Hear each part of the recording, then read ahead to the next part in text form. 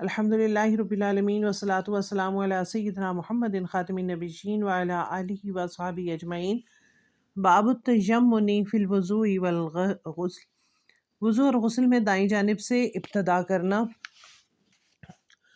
حضرت عطیہ رضی اللہ تعالیٰ عنہ روایت کرتی ہیں کہ نبی کریم صلی اللہ علیہ وسلم نے اپنی صاحبزادی حضرت زینب کو غسل دینے کے وقت فرمایا، غسل دائیں طرف سے دو اور اعضاء وضو سے غسل کی ابتدا کرو، یعنی سب سے پہلے وضو کرنا چاہیے جب کوئی مر جائے اور پھر اس کو غسل دینا چاہیے۔ وضو اور غسل میں دائیں طرف سے کام کی ابتدا کرنا مسنون ہے۔ اس کے علاوہ اور دوسرے کاموں میں بھی یہ سنت ہے کہ دائیں سائڈ سے شروع کیا جائے، چاہے لباس پہننا ہو چاہے جو بھی ہو۔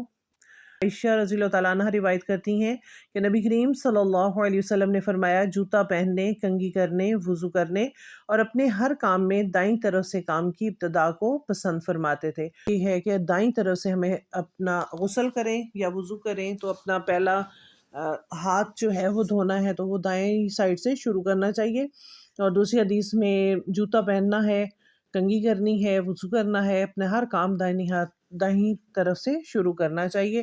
تو اللہ تعالیٰ ہمیں حدیثوں پر عمل کرنے کی توفیق نصیب فرمائے۔ سبحانک اللہم و بحمدک، نشہد ان لا الہ الا انت، نستغفرک و نتوب الیک۔